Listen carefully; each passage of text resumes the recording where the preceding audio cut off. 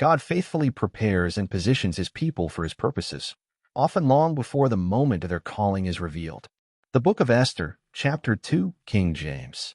After these things, when the wrath of King Ahasuerus was appeased, he remembered Vashti and what she had done and what was decreed against her.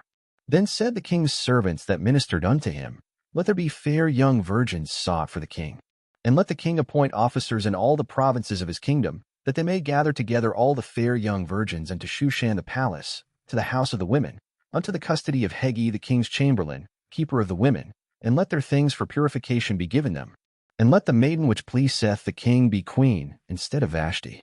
And the thing pleased the king, and he did so. Now in Shushan the palace there was a certain Jew, whose name was Mordecai, the son of Jair, the son of Shimei, the son of Kish, a Benjamite, who had been carried away from Jerusalem with a captivity which had been carried away with Jeconiah king of Judah, whom Nebuchadnezzar the king of Babylon had carried away. And he brought up Hadassah, that is Esther, his uncle's daughter, for she had neither father nor mother, and the maid was fair and beautiful, whom Mordecai, when her father and mother were dead, took for his own daughter. So it came to pass, when the king's commandment and his decree was heard, and when many maidens were gathered together unto Shushan the palace, to the custody of Hagi, that Esther was brought also unto the king's house, to the custody of Hagi, keeper of the women. And the maiden pleased him, and she obtained kindness of him, and he speedily gave her things for purification, with such things as belonged to her, and 7 maidens, which were meet to be given her out of the king's house. And he preferred her and her maids unto the best place of the house of the women. Esther had not showed her people, nor her kindred, for Mordecai had charged her that she should not show it. And Mordecai walked every day before the court of the women's house, to know how Esther did, and what should become of her. Now when every maid's turn was come to go in to King Ahasuerus, after that she had been 12 months, according to the manner of the women, for so were the days of their purifications accomplished, to wit, 6 months with oil of myrrh, and 6 months with sweet odors, and with other things for the purifying of the women. Then thus came every maiden unto the king. Whatsoever she desired was given her to go with her out of the house of the women unto the king's house. In the evening she went, and on the morrow she returned into the second house of the women, to the custody of Shashgaz, the king's chamberlain, which kept the concubines. She came in unto the king no more, except the king delighted in her, and that she were called by name. Now when it heard of Esther, the daughter of Abihail, the uncle of Mordecai, who had taken her for his daughter, was come to go in unto the king, she required nothing but what Hagi the king's chamberlain, the keeper of the women, appointed. And Esther obtained favor in the sight of all them that looked upon her. So Esther was taken unto King Ahasuerus into his house royal in the 10th month, which is the month Tevath, in the 7th year of his reign.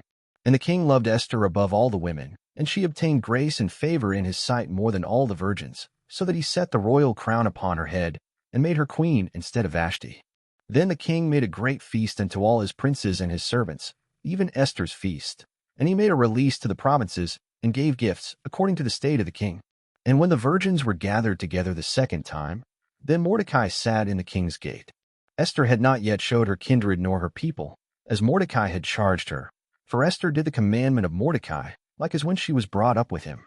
In those days, while Mordecai sat in the king's gate, 2 of the king's chamberlains, Bigthan and Teresh, of those which kept the door, were wroth, and sought to lay hand on the king Ahasuerus. And the thing was known to Mordecai, who told it unto Esther the queen, and Esther certified the king thereof in Mordecai's name. And when inquisition was made of the matter, it was found out. Therefore they were both hanged on a tree, and it was written in the book of the Chronicles before the king. Commentary, Biblical and Constitutional Insight. This chapter reveals the quiet but powerful movement of God's providence. Esther, an orphan Jewish girl, is elevated to queen, not by chance, but by divine orchestration.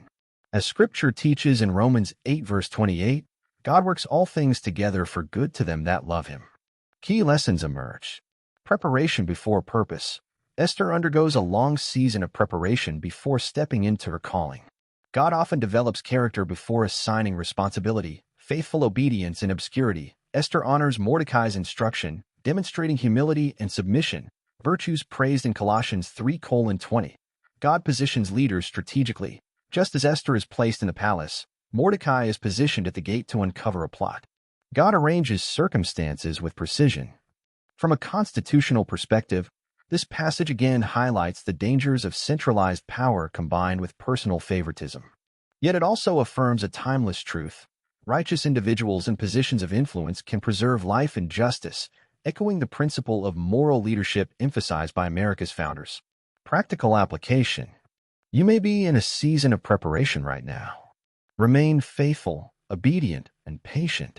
God is positioning you, just as he did Esther, for a purpose that may be far greater than you can currently see.